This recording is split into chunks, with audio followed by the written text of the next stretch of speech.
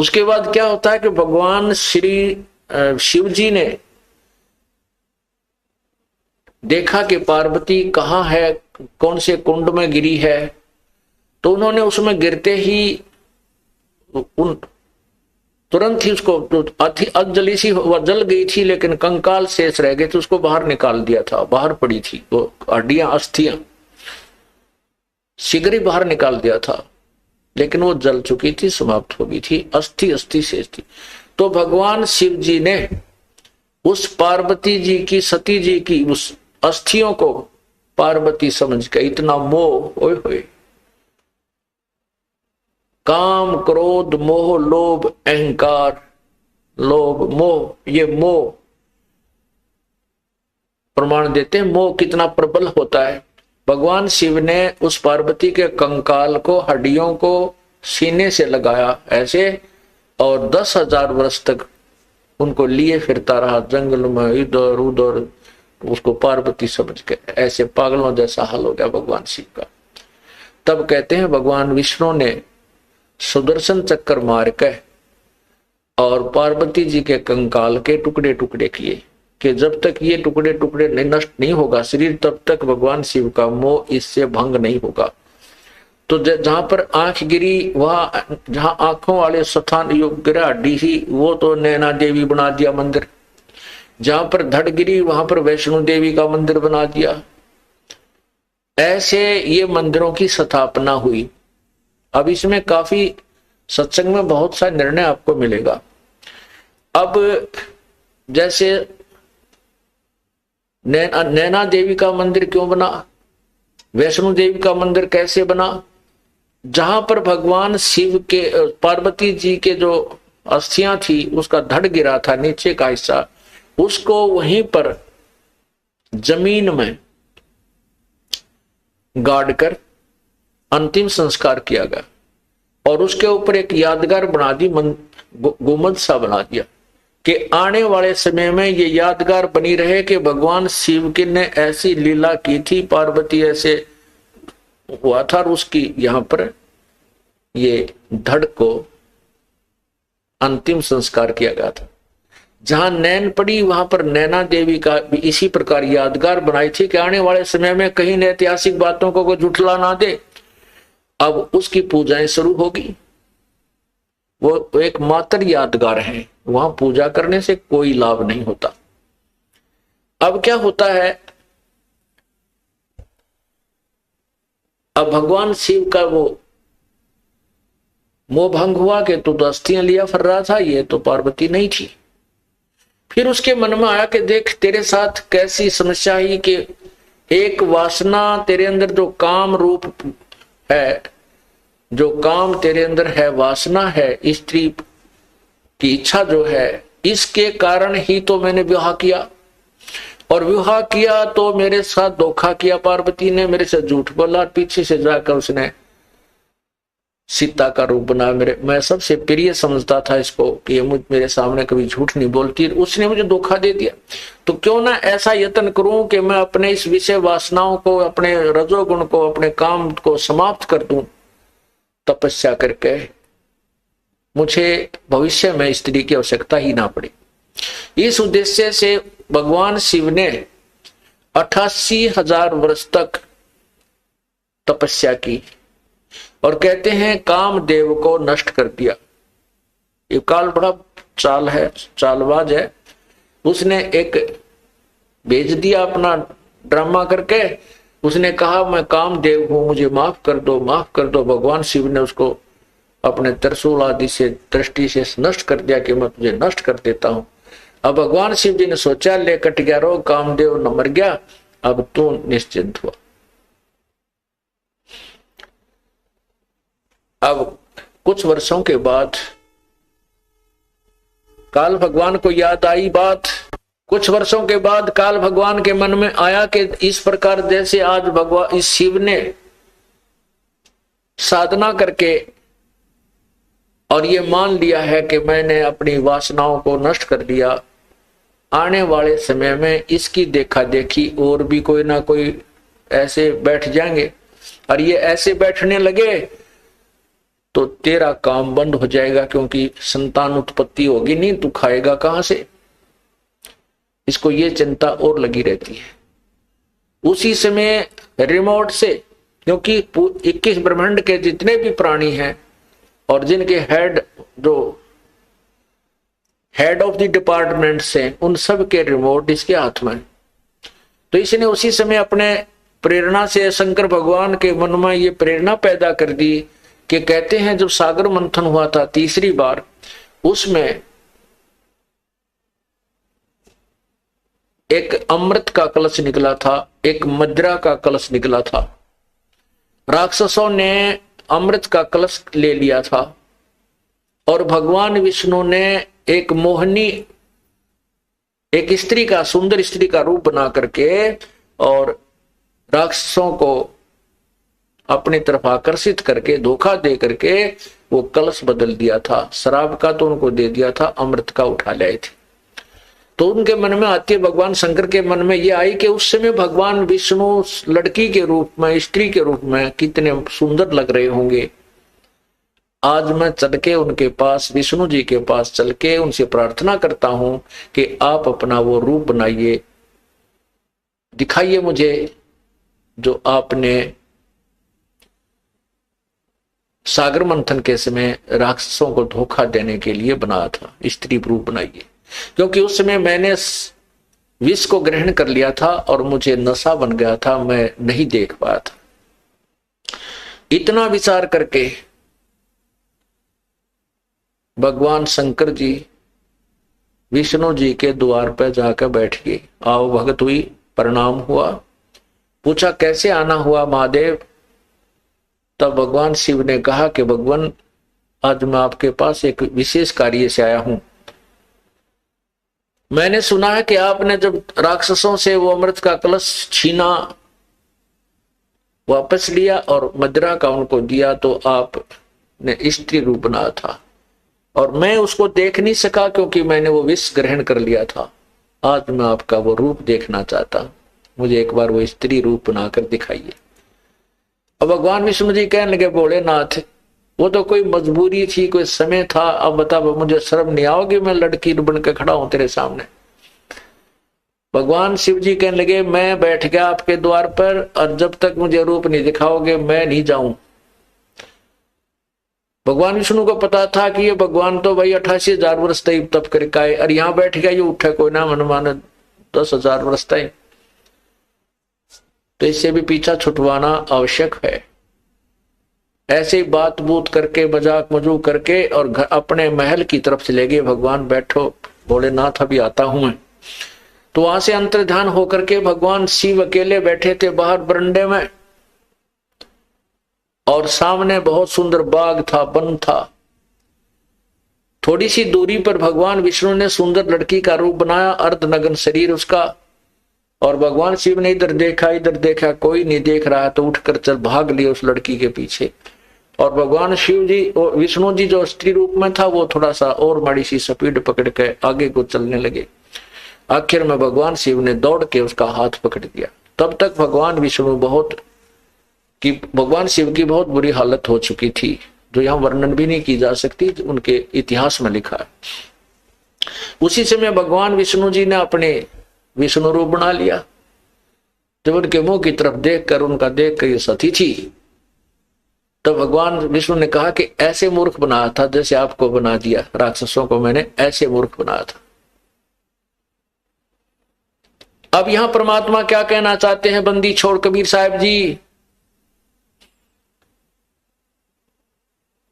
कहते हैं जैसे अग्न काष्ठ के माही है, व्यापक पर दिखे नाही, ऐसे कामदेव पर चंडा, व्यापक सकल दीप नौ खंडा। जैसे लकड़ी में आग है लेकिन दिखाई नहीं देती, और जब इसको तिल्ली लगाई जाएगी तो ये अग्नि रूप धारण कर लेगी। कहते हैं जैसे अग्नि काष्ठ के माही है, व्यापक पर दिख नाही, ऐसे काम देव पर चंडा, और व्यापक सकल दीप नौखंडा। विकार मरे मत जानियो जो भूबल में आग। इसका तरीका ही दूसरा है। इसको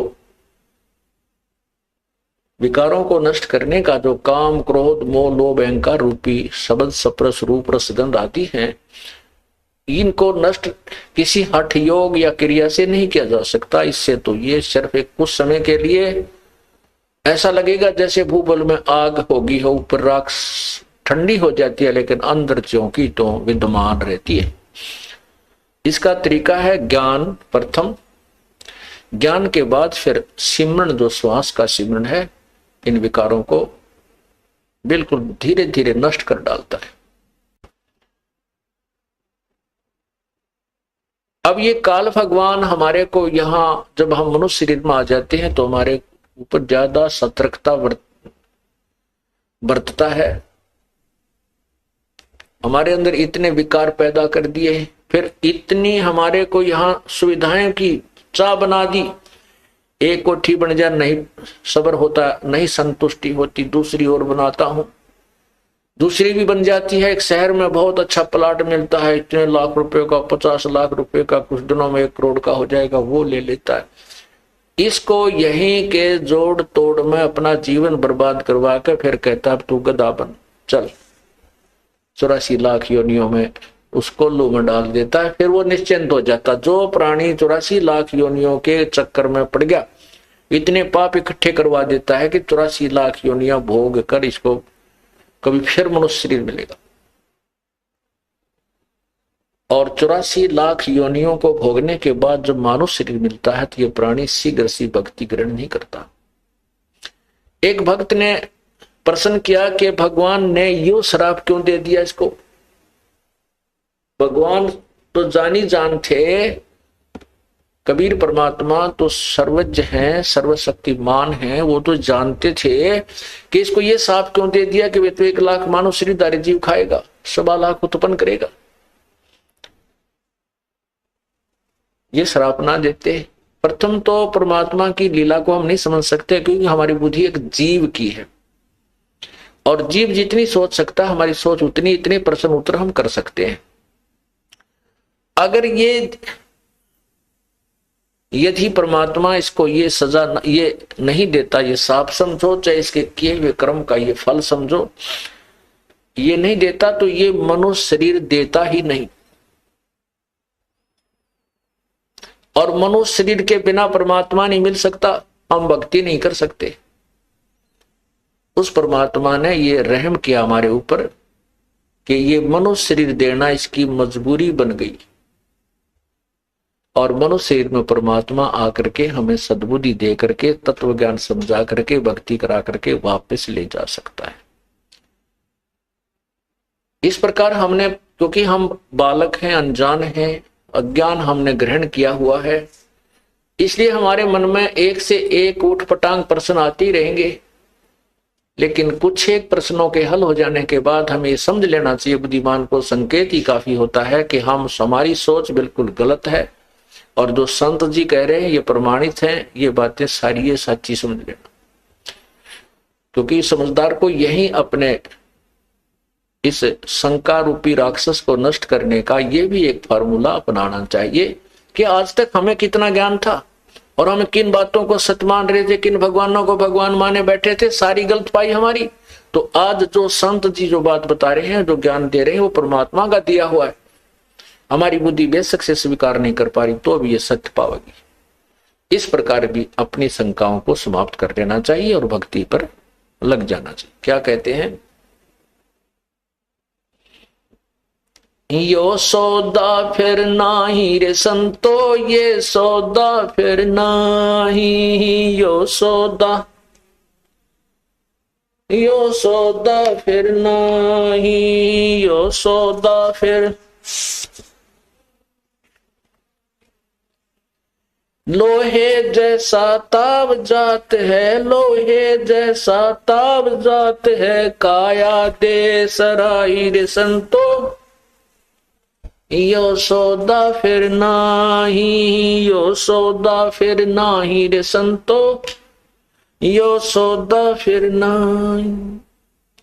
तीन लोक और भवन चतुर्दश, तीन लोक और भवन चतुर्दश, सब जग सौदे आई रे संतो, यो सौदा फिर नाही, यो सौदा फिर नाही रे संतो।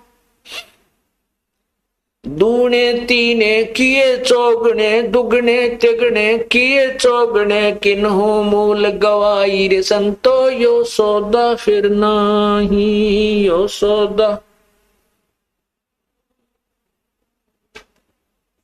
उस दरगाह में मार पड़ेगी, उस दरगाह में मार पड़ेगी, यम पकड़ेंगे बाहिर संतो, यो सौदा फिर नाही, यो सौदा।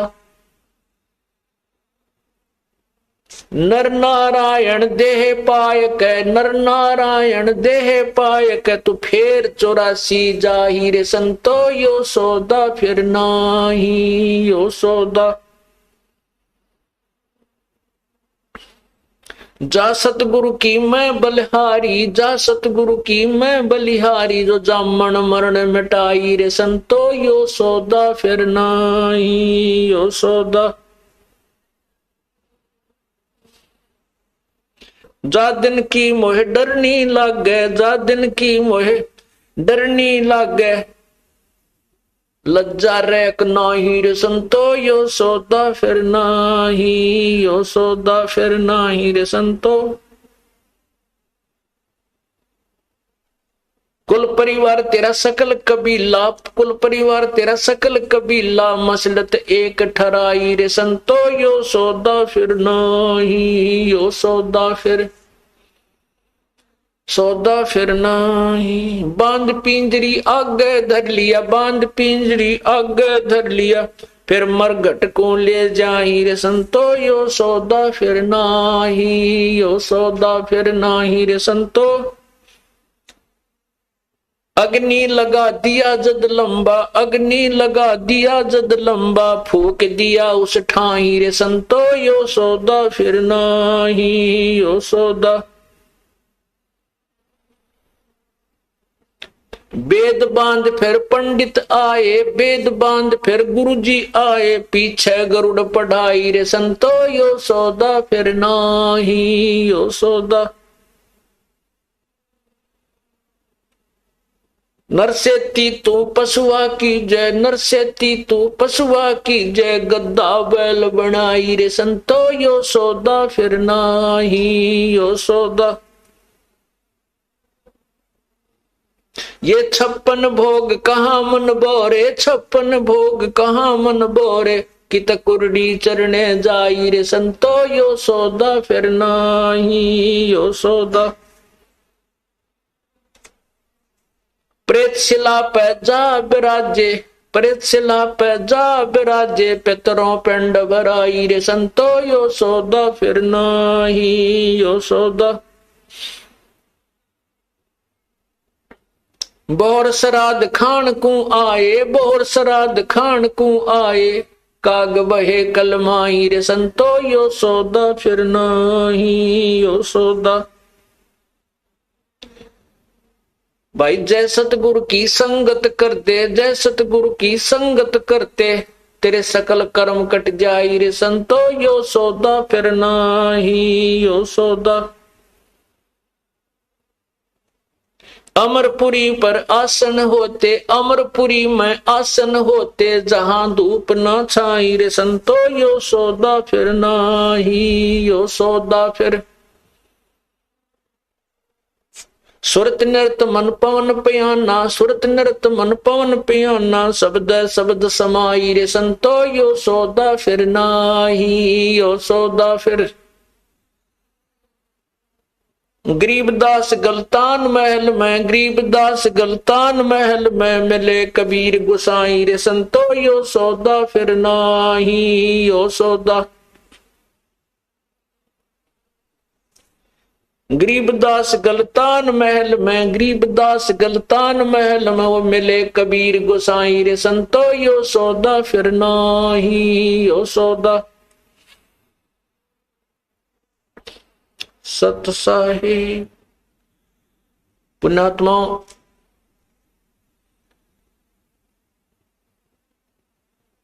सत्संग एक ऐसा सथल होता है, ऐसा ये कॉमन प्लेस है, इसमें प्रथम कक्षा से लेकर के और अंतिम क्लास तक के पढ़ाई यही सामूहिक रूप से पढ़ाई जाती है। और इसमें पहली क्लास यानी प्रथम बार जो बच्चे आए हैं परमात्मा की, जो पुण्यात्मा आई है, उनको भी ज्ञान देना है, इस मार्ग पर को समझाना है। उनके लिए ये प्रथम ज्ञान जो है, इस शब्द के अंदर जो प्रथम क्लास में आते हैं उनको ज्ञान है, और साथ में जो चाहे अंतिम कक्षा में भी पढ़ रहे हैं उनके लिए भी ये एक विशेष प्रेरणात्मक है। क्योंकि जैसे हम प्रतिदिन वस्त्र पहनते हैं और चाहे हम बेशक कहीं धूल मिट्टी का कार्य भी नहीं करते हैं तो भी हमारे वस्त्र कुछ ना कुछ मैले शाम तक हो जाते हैं, पसीने से होते हैं या किसी और थोड़ी बहुत मिट्टी अवश्य लगती है। तो उसको हम प्रतिदिन नहीं तो दूसरे तीसरे दिन तो अवश्य ही साफ करना पड़ता है। इसी प्रकार हमारे अंतःकरण के अंदर संसारिक व्यवहारिक बातों का कुछ मैल जमता रहता है, उनको साफ करने के लिए सत्संग रूपी सरोवर में और इस ज्ञान रूपी जो सिमरन रूपी जो साबुन इसमें लगता है, इन दोनों के योग से ये मैल आत्मा का अंतःकरण का प्रतिदिन होने वाला भी साफ करना पड़ता है। तो इसलिए ये जो ज्ञान है, ये शब्द आपको सुनाया गया है, इसको विस्तृत ढंग से आपके सामने इसका सॉल्यूशन करते हैं, समझाते हैं। ये सौदा फिर नाही संतो यो सौदा फिर नाही। कहते हैं आगे गए ना बावड़े, आगे गए ना बावड़े। बावड़े माने वापस नहीं आए इस घर में जिसमें आपके माता पिता या छोटा भाई बहन कोई भी किसी कारण से पति पत्नी की मृत्यु हो जाती है, वो लौट कर आपसे नहीं मिलते इस घर में, इस जीवन में। और जो शेष बचे हैं वो भी चले जाएंगे। आगे गए न बावड़े, रहते भी सब जाही, और बिन साहेब की बंदगी की ठौर ठिकाना नहीं। जैसे आपने सुबह के सत्संग में सुना था,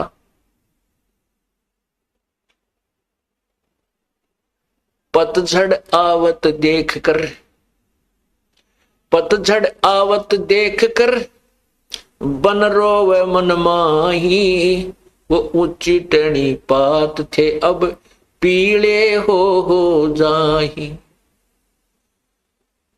यानी बसंत ऋतु जब आती है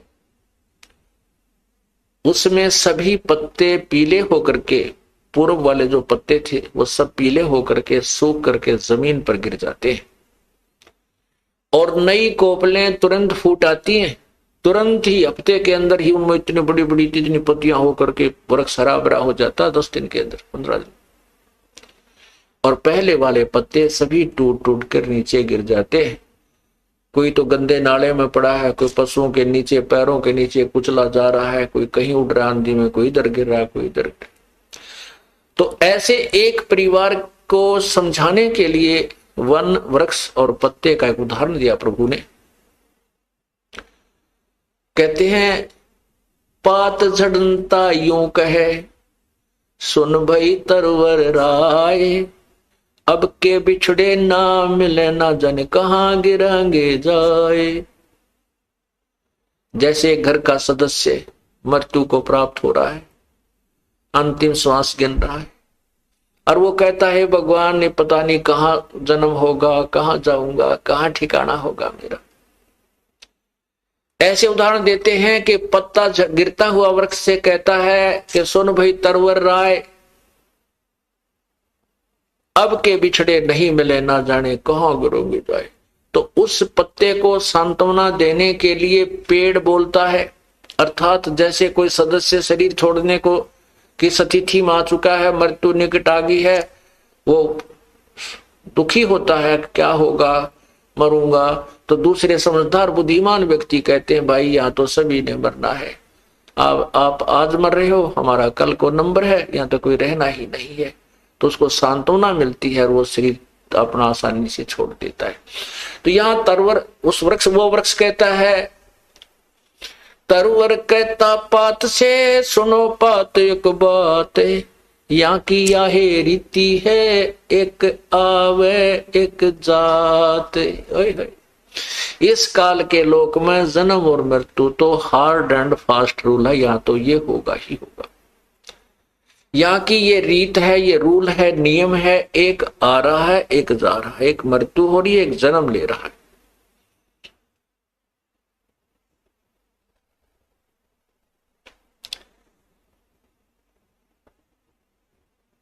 बेटा जाया खुशी हुई, पुत्र उत्पन्न हो गया और थाली बजाया करते हैं। राजा लोग तो बैंड बाजे बनाकर बजा बजू का खुशी प्रकट करते हैं, गद्दा गद गद्दा गद सब खुशी मनाते हैं। भाई राजा का लड़का हुआ है, सारे शहर में खूब गाने बजाने होते हैं। और गरीब व्यक्ति का लड़का हो जाता तो अपनी थाली का डंडे मार कर अपनी खुशी प्रकट करा करता था। पड़ोसियों को पता हो जाता है भाई उनके कोई भाई बच्चा होने वाला था तो लड़का हो गया है। परमात्मा कहते हैं कि इन अज्ञानी लोगों ने, ऋषियों ने, महर्षियों ने हमारे को इतना मूर्ख बना रखा था कि जिसका लड़का नहीं है उस व्यक्ति का मोक्ष नहीं। और लड़के की कहाँ आवश्यकता पड़ती है? श्राद्ध निकालने में। लड़के की आवश्यकता पड़ती है अंतिम संस्कार करने में। इसलिए पुत्र नहीं है तो उसकी गति नहीं, बहुत तेरा गजब हुई। लेकिन ऐसा नहीं है, ये तो काल का व्यवहार है। उस परम पिता के दरबार में, उस परम पिता के मार्ग में ऐसा नहीं है। लड़के और लड़की में कोई अंतर नहीं है। और सभी यहाँ काल की जेल में हैं। हमने यहाँ से मोक्ष करवाना है, उसकी मोक्ष की विधि अलग है। अब जैसे श्री कृष्ण कहते हैं श्राद्ध अवश्य निकालने चाहिए, श्राद्ध निकालने से उसका मोक्ष होता है, नहीं तो उसकी गति नहीं होती। अब श्री कृष्ण जी के सामने सारे यादव मर गए, बेटा वीर, बेटे वीर, पोते भी, पोते भी, सारे मर गए और कृष्ण जी भी मर गया। उनकी किसने श्राद्ध निकाले? भाई घर वाले नहीं काटे तो उनका श्राद्ध नहीं माना जाता, बेटे बिना श्राद्ध नहीं होता। तो किसने किया फिर उनका? वो तो रह गए मोक्ष के बिना।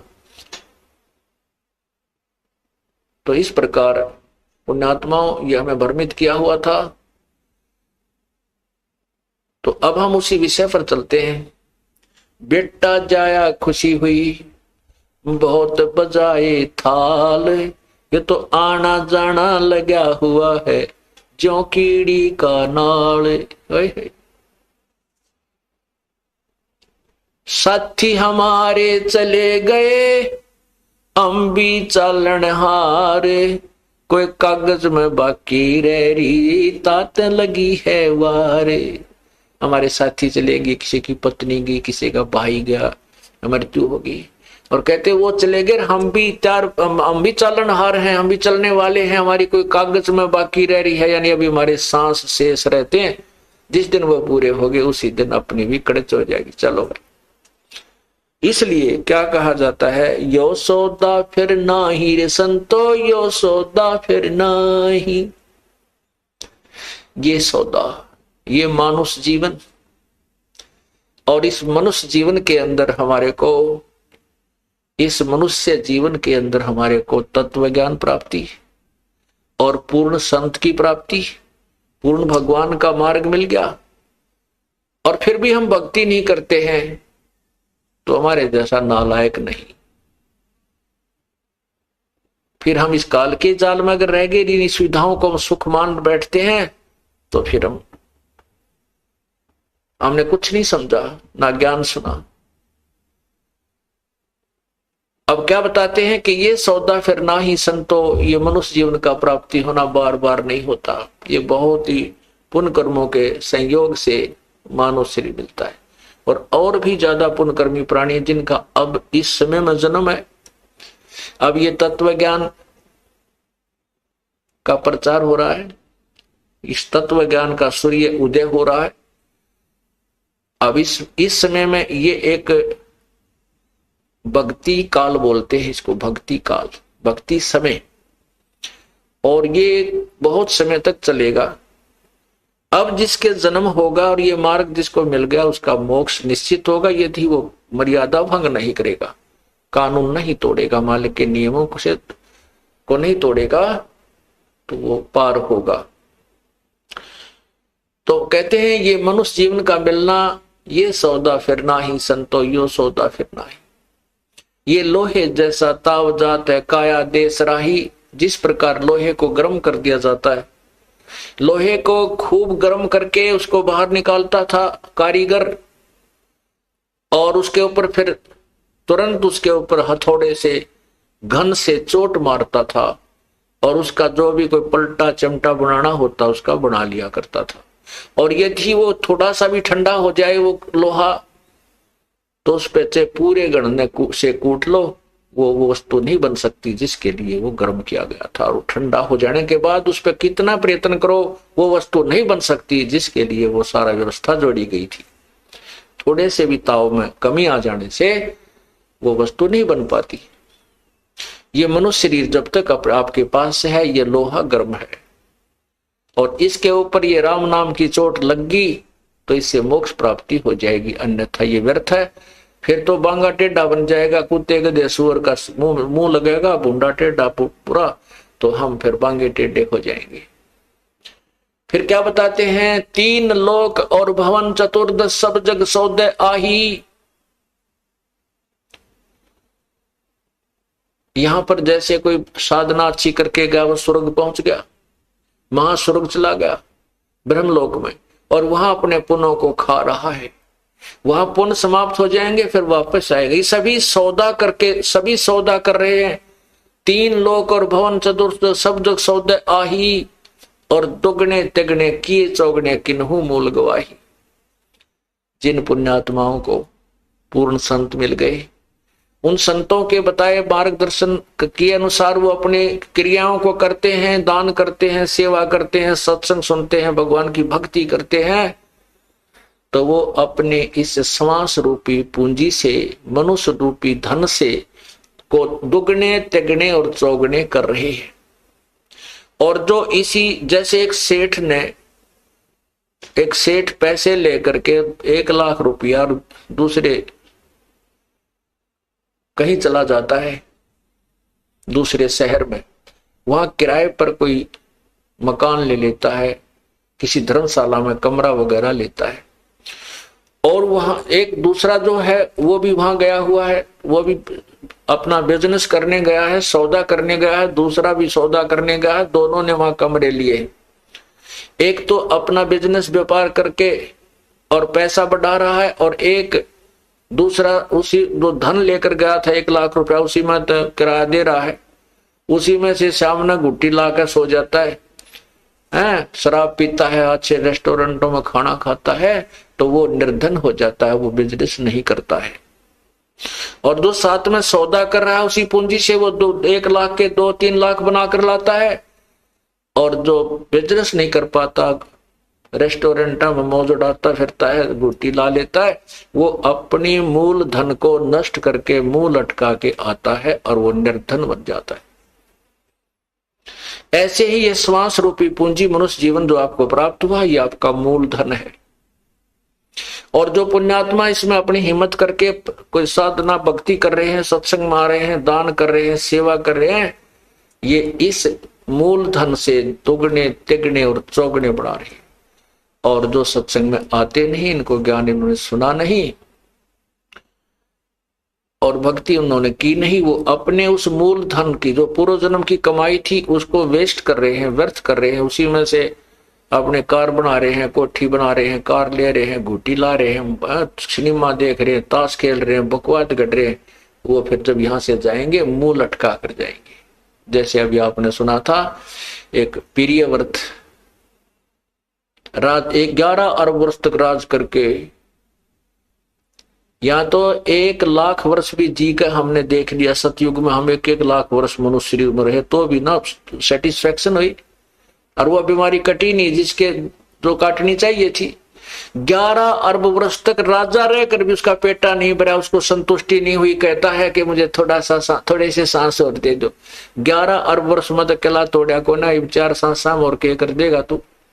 11 अरब वर्ष तक तो सारे राजा 11 अरब वर्ष तक राज रहा और उसमें भी संतुष्टि नहीं। कहे और जीवन दे दो, थोड़ा सा मुझे एक सांस और दे दो, और तेरा गजब हुई। तो यहाँ परमात्मा कहते हैं सतगुरु मिले तो इच्छा मेट पद मिल पदे समाना, और चल हंसा उस लोक बैठाऊं जो आदर आदम स्थाना।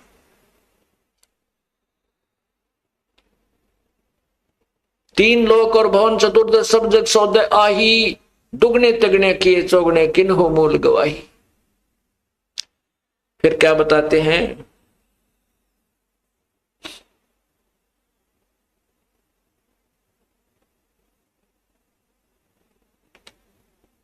उस दरगाह में मार पड़ेगी जम पकड़ेंगे बाही। उस पर धर्मराज के दरबार में यम के दूत, जो यहाँ पर कोई सारी पृथ्वी का राजा है जिसने भक्ति नहीं की, वो अपना पिछले जन्म का जीवन ही व्यर्थ किया, उसने वही मलाई खाई है। और वहां ले जाकर के बाजू पकड़ कर ले जाते हैं और वहां खड़ा कर देते हैं धर्मराज के सामने। उस दरगाह में मार पड़ेगी जम पकड़ेंगे बाही, और वह दिन की मोह डरनी लागे लज्जा रह कनाई।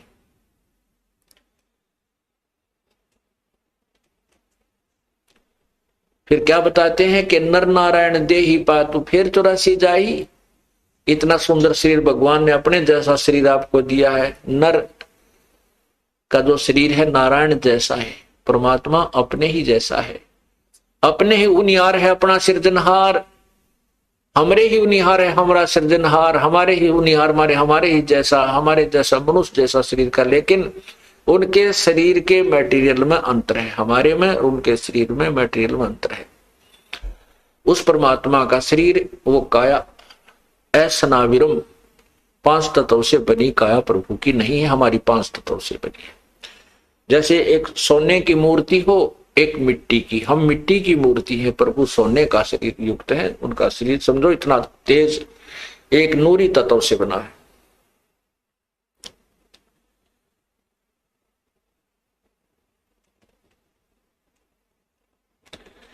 फिर क्या बताते हैं कि कुल परिवार तेरा सकल कबीला मसलत एक ठराही, कि नर नारायण दे ही पातों फिर 84 जाही।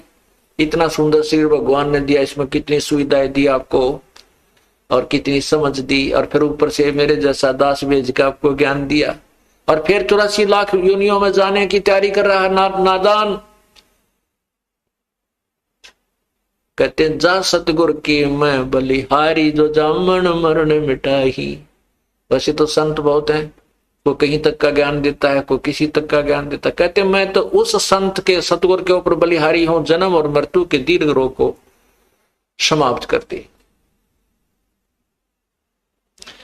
जब मृत्यु हो जाती है, घर वाले तो हाहाक डगरा डगरा कर रो रहे होते हैं, टक्कर मार रहे हैं, कुल के लोग इकट्ठे होते हैं और वो कहते हैं भाई शीघ्र उठाओ, अब तो हो लिया काम। घर के सदस्य नहीं उठा सकते, उस लाश को अपने हाथों नहीं ले जाकर फूंक सकते, उनकी हिम्मत नहीं रहती।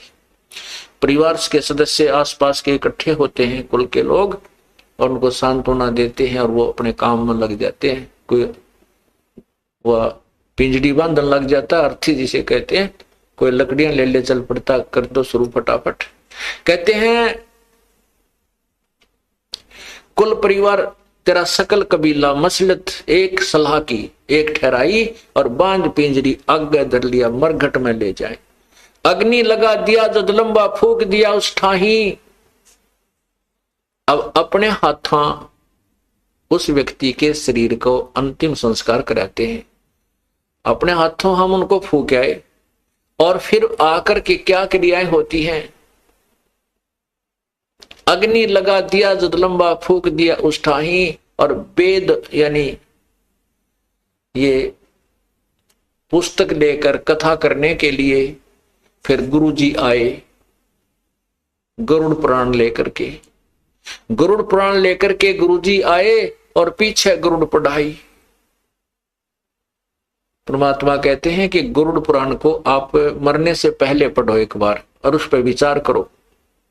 उसमें वो सब विवरण दे रखा है कि जो व्यक्ति भक्ति नहीं करते उनको यम के दूध पकड़ कर ले जाते हैं, ऐसे भयंकर रास्ते से ले जाते हैं।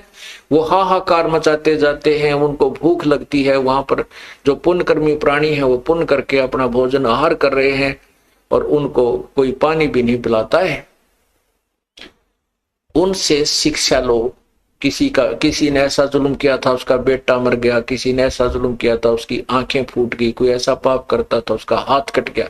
कहते उसके मरने के बाद ये शिक्षा पढ़ाने की क्या फायदा हुआ?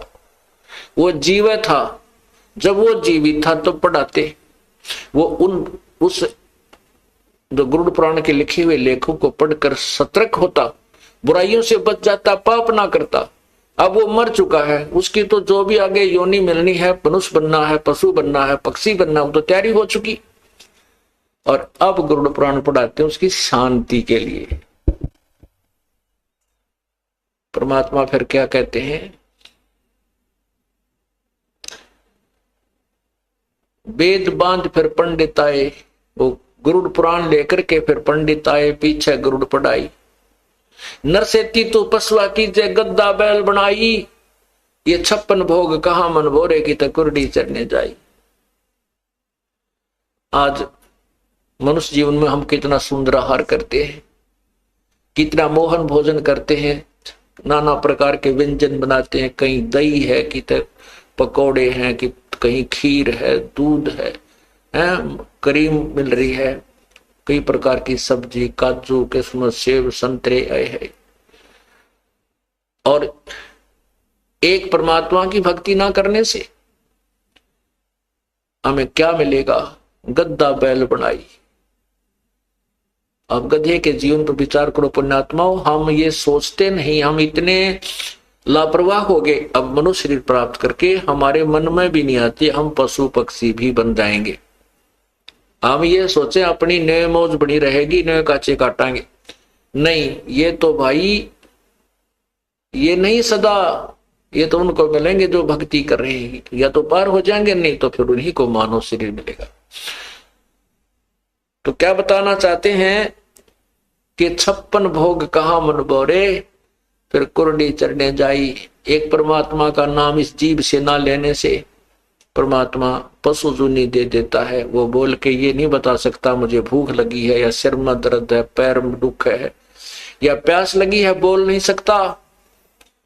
परमात्मा कहते हैं जिव्या तो वाए बली, जो रटे हरि नाम, नहीं तो काट फेंक दियो यो मुख में भलो ना चाम। कहते हैं जीव का तो मुख्य उद्देश्य ये है भगवान की स्तुति करे, उसके गुणगान करे, परमात्मा का नाम रटे।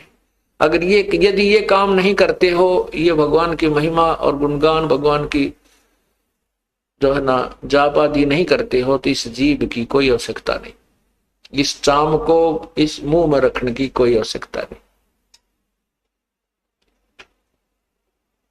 इन बातों को हमने बहुत गहराई से सोचना चाहिए पुण्यात्माओं। पर तुम तो ये बातें हर स्थान पर बार बार ये सुनने को नहीं मिलती है। तो मौज कर रखी परमात्मा ने कि यहाँ 15वें दिन बाग लगा दिए अपने सत्संग के, और भगवान आत्माएं रह कर आ रही है। देख कितना दयालु है ये परमात्मा, अपनी प्यारी आत्माओं को पहले तो सुख देता है, दुखों को दूर करता है, और फिर इनको रुचि बनाता है कि ओहो देखिए पैसा मेरा वहां बर्बाद होना था, आज भगवान के पुण्य में लग रहा है। ये समय मेरा वहां हॉस्पिटल में लगना था या किसी और वहां लगना था, और आज परमात्मा के चरणों में आ रहा हूं। वो आने की हिम्मत भी देता है, दान करने के लिए पैसा भी देता है, और अंदर से प्रेरणा भी करता है। करे करावे साइया ये मन में लहर उठा, दादो सरदर जीव कहो आप बगल हो जा। करे करावे साइया मन में लहर उठा, और दादू सरदर जीव के आप बगल हो जा। परमात्मा सामने नहीं आता कि मैं कर रहा हूं, नहीं, उधर से यहां बहुत से ऐसे प्रमाण आपको मिलेंगे। डॉक्टर ने कह दिया कि इसको 2 लाख रुपए लगेंगे, इसका ऑपरेशन होगा। और वहां ले जाइए पीजीआई के अंदर, पीजीआई में जाते हैं। एक बहन ने बताया कि मुझे गले में, अभी की बात है, मेरे को गले में 4 गांठें होगी, पानी भी नहीं घट के आ जाए, अंदर नहीं जा रहा था। और यहाँ आसपास के हॉस्पिटलों में दिखाया, उन्होंने बताया भी ये तो कैंसर है और इसको ऑल इंडिया में ले जाओ। ऑल इंडिया में ले गए, उन्होंने चेक किया, उन्होंने कहा कि ये तो कैंसर है, ऑपरेशन का भी हमारे पास समय नहीं है, समय दे दिया ऑपरेशन करने का, उस समय आना और ये दवाई खाना तब तक। वह बहन आई हुई है यहीं पर, आज भी यहीं देखी थी मैंने उसको। अभी हफ्ते पहले उसने ये बात इस दास को आके अपनी बताई, उसने नाम ले रखा पहले से। तो वो कहने लगी मैं वापस आ गई, उम्र अभी उसकी 30-35 के आसपास है। कहने लगी सारी रात रोई है परमात्मा, अभी तो मैंने जीवन वैसे ही खो दिया, आपका नाम भी ले रखे थी, भक्ति भी करती थी, लेकिन अब तो भक्ति पूरी हुई नहीं। मैं जीवन की भीख मांगती हूं कि मेरी भक्ति पूरी हो जाए, और किसी वस्तु की मुझे चाह नहीं रही। सारी रात रोई, सुबह उठ गए। जब मैं रो रही थी तो एक पड़ोसन, एक लड़की आ गई, अक्के बात हो गया, कहने लगी मेरा तो ऐसे ऐसे भयंकर बीमारी होगी, मरूंगी मैं, छोटे छोटे बच्चे मेरे। तो उसने ऐसे नु दाब दिया, वो 4 गांठ टूट गए और वो ऐसे मेरे को जैसे उल्टी गिरी, वो 4 इतनी बत्ती सी बाहर निकले। उसको हमने लिफाफे में डाला और जिस दिन ऑपरेशन कराना था उस दिन वहां ले गए, उसको उनको भी ले गए, आप भी गई। डॉक्टरों को दिखा, डॉक्टर कहने लगे ये तो इनने का तो हमने ऑपरेशन करना था, तू आप कर ले आई। हाँ, ये तो इन्हीं के लिए तुम्हें हमने बुलाई थी, इनका तो आप हो गया, आप पे कर ले आई। और ऐसे कहते मुंह बाके देखा वन्यारे जख्म ने, बोले जाओ ठीक हो जाएगी, अपना इंजेक्शन दो दवाई दे दी, ठीक हो जाए, अब कुछ नहीं, तेरा सब ठीक है। बोलो सतगुरुदेव की जय। अब वो बहन उसकी छाती बात धर के देखो वह क्या सोचती होगी, कितना समय देगी मालिक के लिए। उसका जीवन दान है, ये परमात्मा की तरफ से एक्सटेंशन है। और वेस्टेज जो पैसा जो बता दिया वो न्यारा, और हाहाकार माजरी थी वह न्यारी। वह बहन यही खड़ी होगी मेरे ख्याल में, सुनीता आई हो तो खड़ी हो एक बार। सुनीता बहन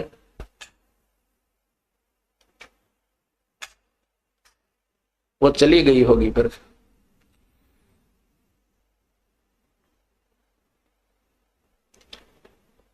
तो कहने का भाव ये है पुण्यात्माओं, अब कहते हैं करे करावे साईं मन में लहर उठा। अब उस बहन की कितनी रुचि, दान में भी, सेवा में भी आगे खड़ी रहा करेगी, सत्संग भी सुनने आया करेगी कि मुश्किल से भगवान ने दोबारा जीवन दिया है।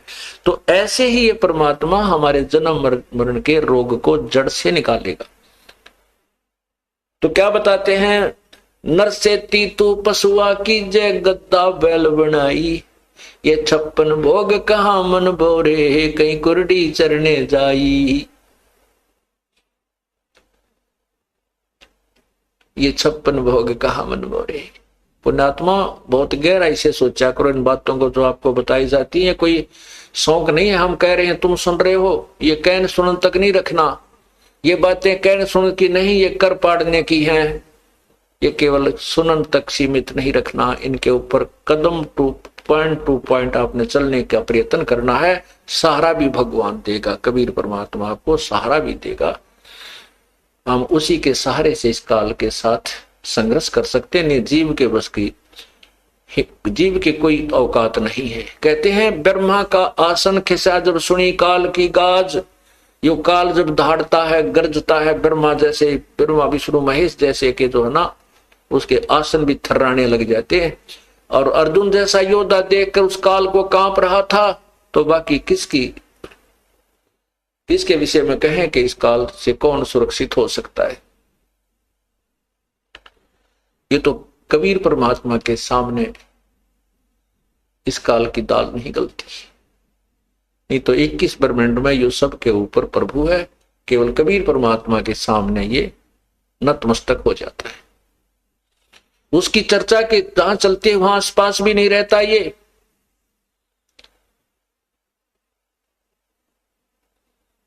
दादू साहब कहते हैं, केरी नाम कबीर का ये विषम काल गजराज, दादू भजन प्रताप से यो भाजे सुनकर आवाज। जैसे हाथी एक बहुत बड़ा शक्तिशाली जानवर है, ये तो समझो काल है, ये अन्य प्राणियों से तगड़ा है।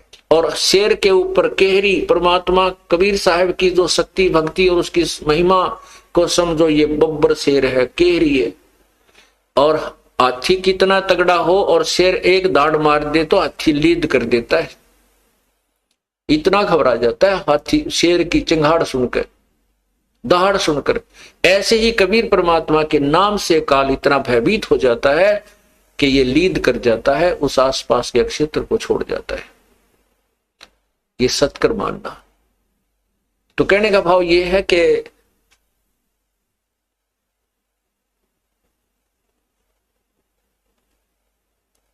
नर से तीतु पसवा कीजे गद्दा बैल बनाई, ये 56 भोग कहां मन बोरे की तकुरड़ी चरने जाई।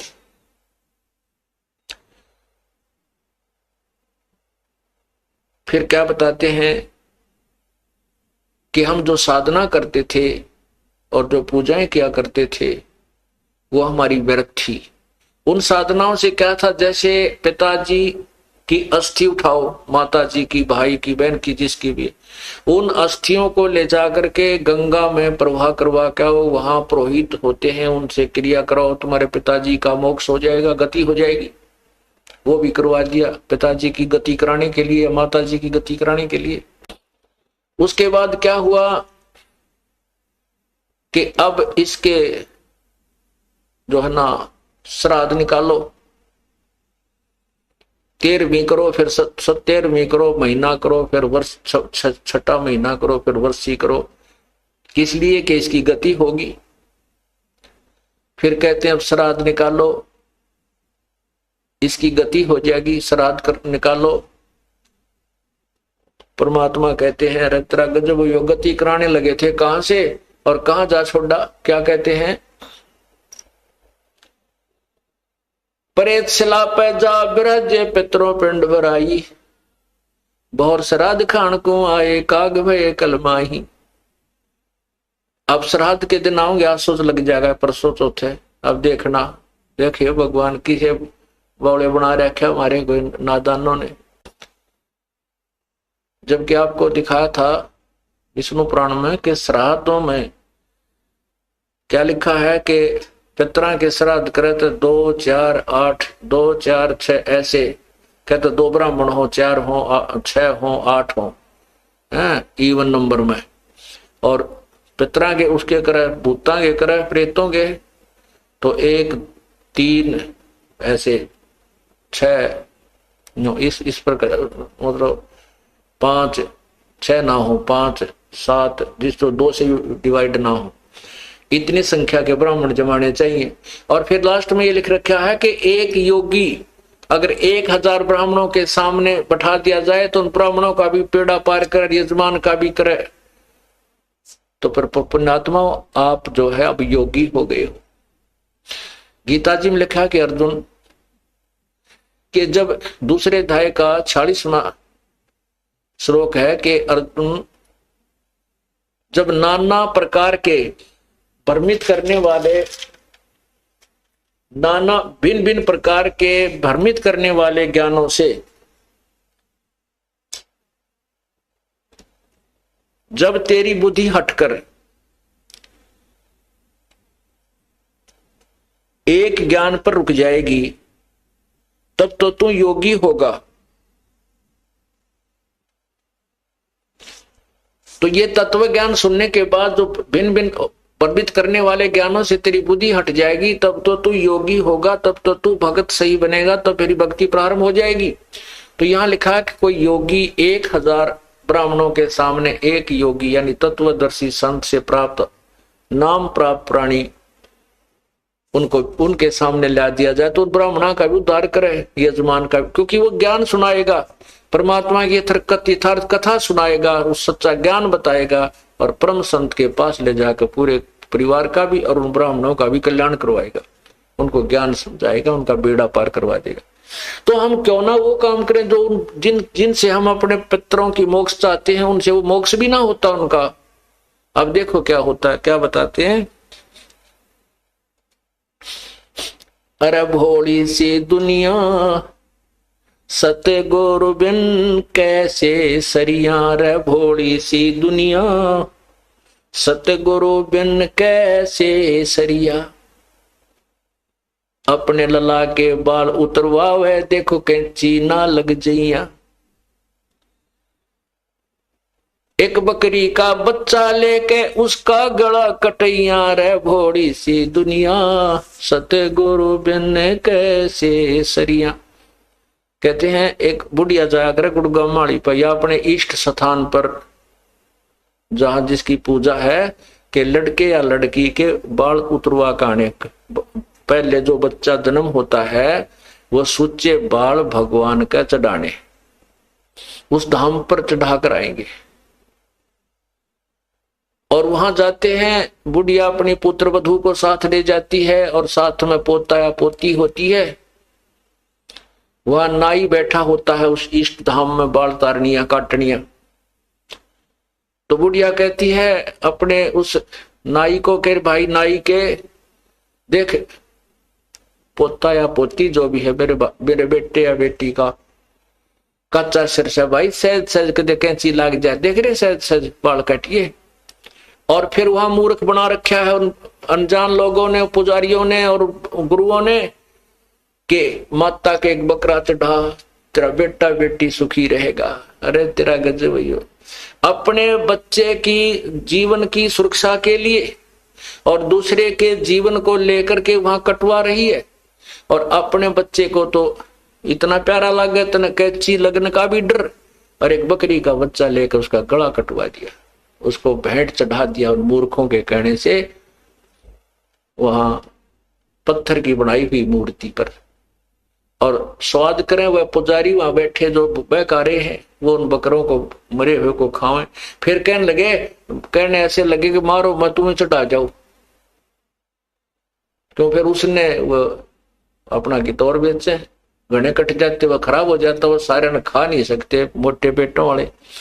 तो इसलिए उन्होंने अपने हिसाब से समाज को गुमराह करते रहे। तो क्या कहते हैं कि वह बुढ़िया फिर क्या करती है, इतने बाल लेवेगी सरके को और वहां चढ़ाएगी मंदिर में। वहां पुजारी बैठा होता, वो अलग अलग छांटता रहता, उन बालन उठा के कट्टे में गालने जा, और शाम के समय उन बालों को बाहर कुर्डियां पर फेंक जाता। वो पुजारी अपने घर ना ले जाता, वो बैंक में जमा ना कराता, उन बालों को वही फेंक देता बाहर अड़ंगे में शाम के समय। तो परमात्मा कहते हैं इन बालों को अपना ना आप काट कर अड़े फेंक दिया करो, कहीं नहीं जाना कि ठगवाने के लिए, इनसे कोई मोक्ष नहीं है। कहते हैं रे बोली सी दुनिया सतगुरु बिन कैसे सरिया, अपने लला के बाल उतरवावे देखे चीना लग जइया, और एक बकरी का बच्चा लेके उसका गला कटिया। रे बोली सी दुनिया, ये तो पाप इकट्ठा कर लिया, पुण्य कहां। फिर बताते हैं काचा पाका भोजन बना के माता धोकने गईया, और जिस माता ऊपर कुत्ता मुत्ता ओ क्यों ना मर गईया। एक कैसा देखा हम खुद पूजनीय में हमारे माता पिता दादा दादी रह जाया करते, एक 4 ईंट ला रखी, इतना बना रखा चूल्हा शायद ऊपर तक ढक के, और कहते हैं यहाँ, और वो ऐसा बना करते माता का आधे काचे गुलगुले आधे पूरे काचे पाके घेर ग्यार के उसमें, और वहां डालने पता था चंदे कुत्ता ने खाना हो तो माता की खावा थी, तो वहां डालते उस माता के उस धाम पर स्थान पर। और वो तो नीचे उतर देवी को नहीं पूजा करनी है, कुत्ते जब उसी समय चढ़ जाते, उन सारे माता के आहार को कुत्ते खाया करते थे, और चलते समय उसी माता के सिर में धार मार खाते पेशाब करते थे। तो परमात्मा कहते तू तो उस माता की इतनी डर है, दिया तेरे बेटा ना मार दे, तेरे में हम खराबी ना कर दे, इस कुत्ते की टांग क्यों ना तोड़ दी, इसलिए इसका ऊपर मुत गया। तो परमात्मा कहते हैं कुछ दिल डांटो, ज्ञान आधार बनाओ, भगवान को समझो, सच्चा ज्ञान ग्रहण करो। कच्चा पाका भोजन बना के माता धोकने गईया और उस माता ऊपर कुत्ता मुत्ता, वो क्यों ना मर गईया रे घोड़ी सी दुनिया। फिर क्या बताते हैं कि जीवित बाप गिर तो लट्ठम लट्ठा। जब पिताजी जीवित रहते हैं तब तो उसके लट्ठम लट्ठा है, तेने बड़े भाई ते गणा दे दिया, मेरे ते नो नहीं करया है, तो ऐसा था नो कर दिया। जब तो उसने टूक नहीं दे और मरे पाछा उसका अंतिम संस्कार उसी गति कराने के लिए डरते बहकाए हुए कहते वहां फिर गंगा पे लेकर उसकी अस्थि बहाने जाते हो। जीवित बाप के लट्ठम लट्ठा मुए गंग पुचैया। और जब आवे आसुज का महीना वो कौआ बाप बनाइया रहे बड़ी सी दुनिया। और तेरा गजब ही। अब आसुज में देखना इनके सांग श्राद्ध निकालनिया के पंडित जी ने कहेगा कि इसमें जो खाना है कुछ ऊपर रख दो ऊपर, और कौवा भोग लगा गया तो तेरे पिताजी को भोग लग गया। हो सकता है तेरे माता या पिता कौवा बन गए हो और वो खाने आ गए हो। कहां से मोक्ष कराने लगे थे? अस्थि गंगा में डाल का मोक्ष करा हो जाएगी। फिर 13वीं करो मोक्ष हो जाएगा। फिर छठा महीना करो छठा करो बस्सी करो मोक्ष हो जाएगी। फिर श्राद्ध निकालो मोक्ष। श्राद्धों में वो कौवा बाप बना दिया। वो कौवे को बाप बना दिया कि तेरा हो सकता माता पिता कौवा बनकर आगे हो, इनको भोग लग जाएगा। ओए होए क्या कहते, जय सतगुरु की संगत करते तेरे सकल कर्म कट जाई। अमरपुरी पर आसन होते जहां धूप ना छाई। यदि सतगुरु सच्चे संत की तत्वदर्शी संत की संगत करते ये सब झंझट मिट जाते, सब पाप कट जाते, सब कर्म कट जाते और सतलोक में तुझे ये स्थान मिल जाता, तेरा पूर्ण मोक्ष हो जाता। बोलो सतगुरुदेव की जय। सत साहिब। आपको एक चमत्कार दिखाते हैं परमात्मा का, सुनाते हैं। अभी चौथा दिन है।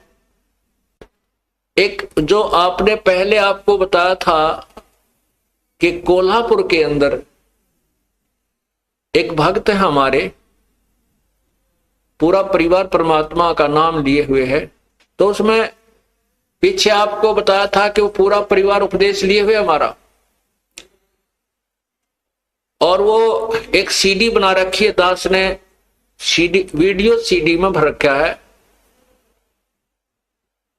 नित्यनेम सुबह का। तो वो वीडियो सीडी लगा करके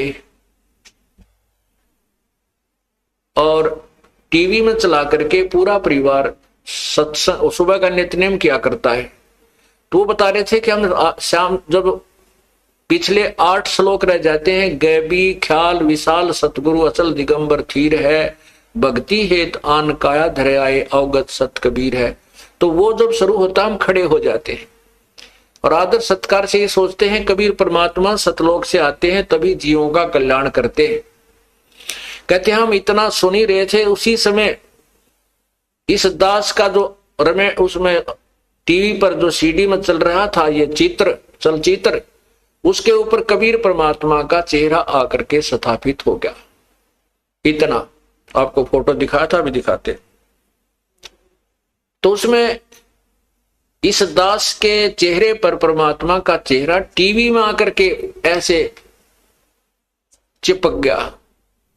ये तो कंप्यूटर से भी जो है ना मिक्सर से जाकर के बनता है, और वहां टीवी के अंदर परमात्मा सीडी के अंदर बना दिया।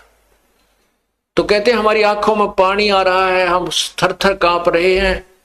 और 25 मिनट तक बहुत देर तक रहा और उसके फोटो लिए उन्होंने, परमात्मा को पकड़ा, कैमरे में बंद किया और फिर कहते हैं हमने ही उसको ऑफ कर दिया, नहीं तो वो मालिक का न्यू का न्यू चेहरा बना रहा।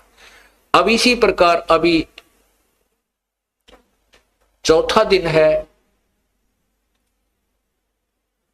10 तारीख की बात है, इसी 10 तारीख की सितंबर की।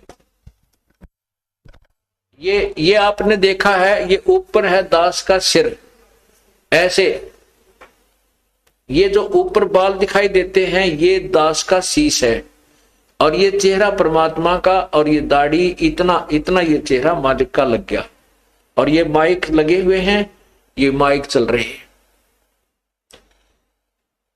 अब ये तो कमाल किया दाता ने वहां पर। अब यहां जो रोहतक में एक बेटी है, गीता नाम है उसका, और उसने शाम के समय अपने बेटे से कहा, 12-13 साल का लड़का है, कि भाई वो रमैनी लगा दे, असुर निकंदन रमैनी लगा दे, और वीसीडी में लगा दे, मैं महाराज जी के दर्शन भी करूंगी और बैठ कर रमैनी कर देती। वो लड़के ने वह रमैनी लगा दी, और मंगलाचरण शुरू होते ही वो लड़का तो निकल गया बाहर, कहने की मैं बैठी बैठी वो रमैनी कर रही थी। मंगलाचरण पूरा होने वाला था, इतने में परमात्मा उस फोटो में एक और फोटो रखा कबीर साहब का मेज के ऊपर, बाहर को मुंह किया हुआ कबीर परमेश्वर का फोटो, छोटा सा इतना का। न बोली वो फोटो इतना बड़ा हो गया कि टीवी की स्क्रीन पर आ गया पूरा ही। मैंने सोची टीवी जो है ना सीडी बंद होगी और ये चित्र रुक गया।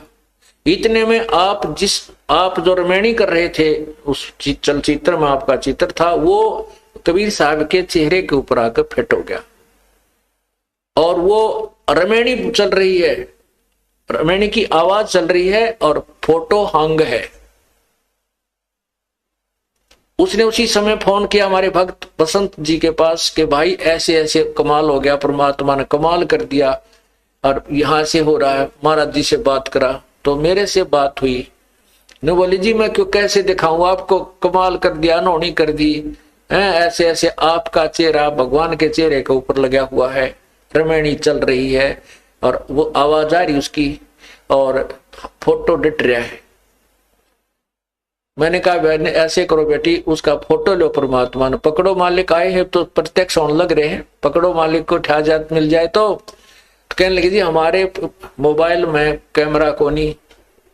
वो लड़का भी बाहर निकल गया। फिर मैंने भगत से कहा किसी और भगत को संदेशा दे दो, वो आकर के फोटो ले ले। उसी समय पड़ोस में ही हमारे भक्त सतपाल का परिवार रहता, वो दोनों बच्चे लड़के, उनको संदेशा मिला। इतने में वो लड़का उस वाला आ गया, लड़की बेबे वाला, और कम से कम 10-15 मिनट की रमैनी 10 मिनट की रमैनी हो चुकी थी। उसने कहा अपने बेटे देख रहे हो परमात्मा की ने कैसी लीला कर दी। उस लड़के ने देखा तो वो बोली जा फटाफट जल्दी जा, उनको बुला के ला, दीपक और रितु को, और भाई इतना ऐसे कर, इसने तू पुश कर दे, रोक दे, यू कदे आवाज बंद कर दे।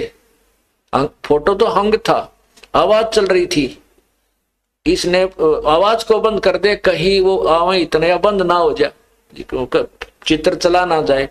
वो लड़का उस सीडी को पुश कर गया और भाग कर उस रोक गया। वो लैब ला करके 2 मिनट में आ गए बच्चे।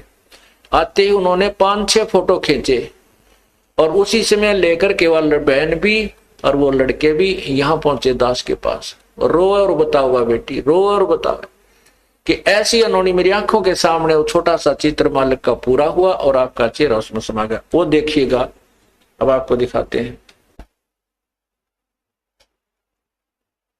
ये देखो, ये देखिएगा।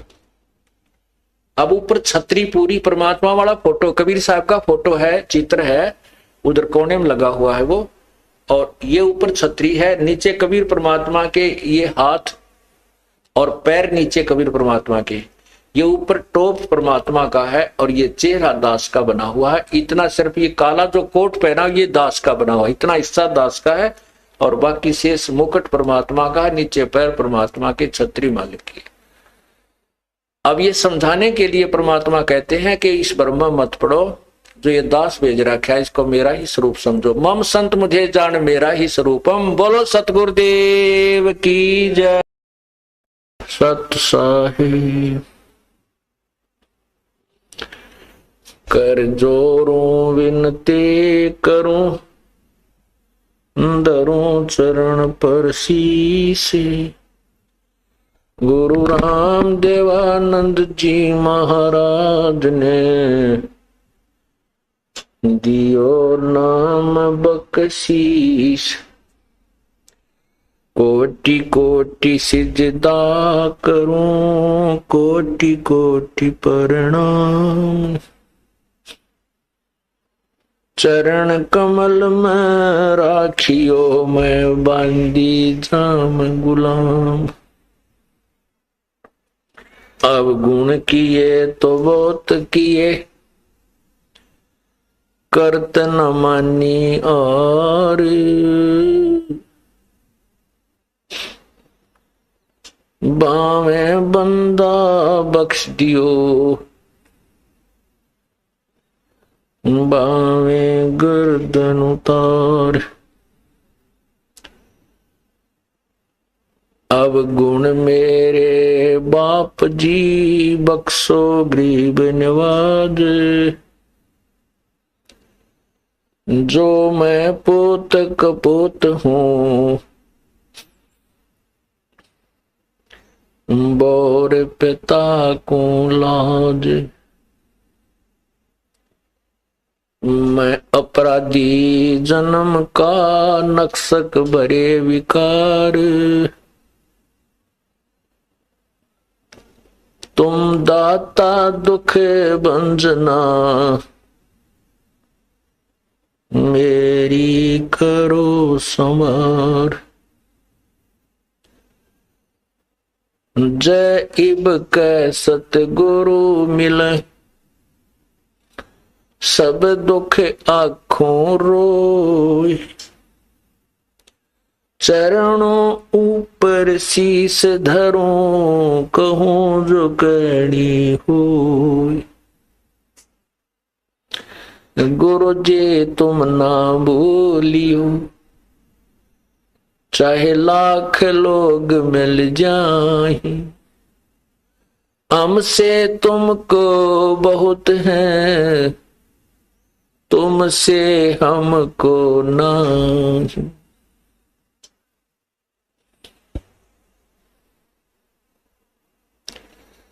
तुम्हारे विसारे क्या बने, मैं किसकी शरण में जाऊं। शिव विरंच मुनि नारदा, उनके हृदय न समाऊं। राम रटत कन्या भली, सकट भला न पूते।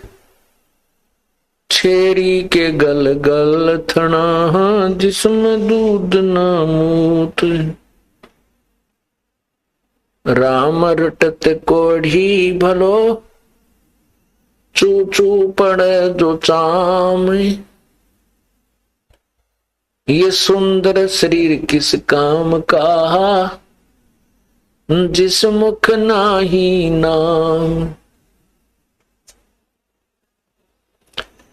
राम रटत दारिद्र भलो, टूटी घर की छान। वो सुंदर महल किस काम के, जहां भक्ति नहीं भगवान। मानुष जन्म पाए कर,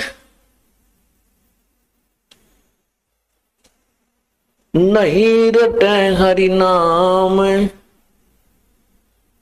जैसे कुआ जल बिना फिर, बनवाया किस काम।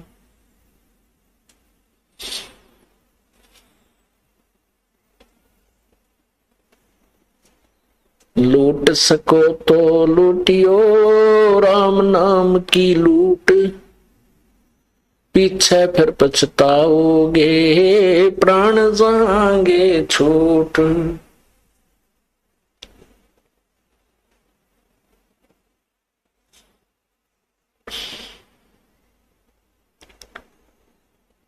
जिन हर की चोरी करी, और गए राम गुण भूल।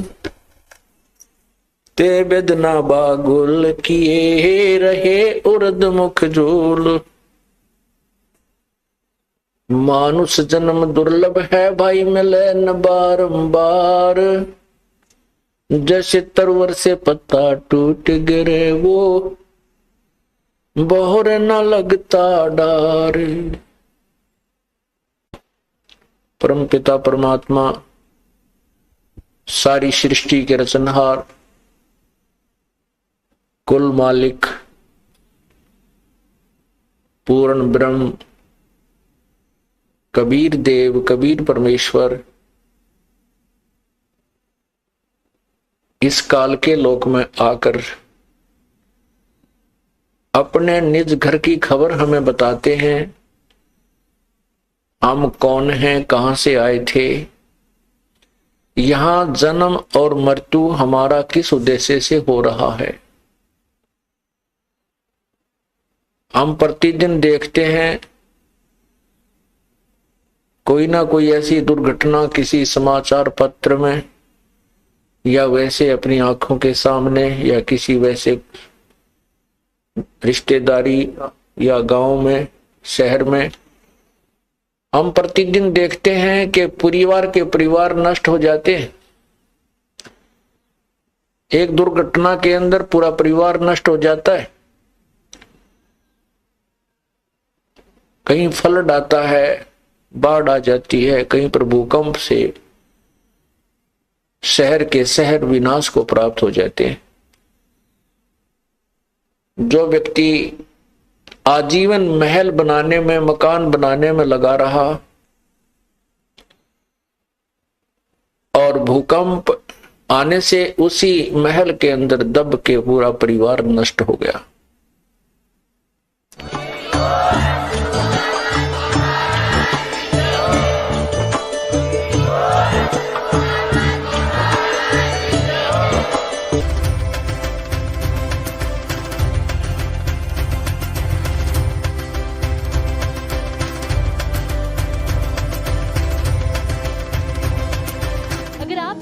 YouTube पर देख रहे हैं तो हमारे चैनल को सब्सक्राइब करें और बेल आइकन को दबाना ना भूलें। अगर आप Facebook पर ये वीडियो देख रहे हैं तो हमारे पेज को लाइक करें।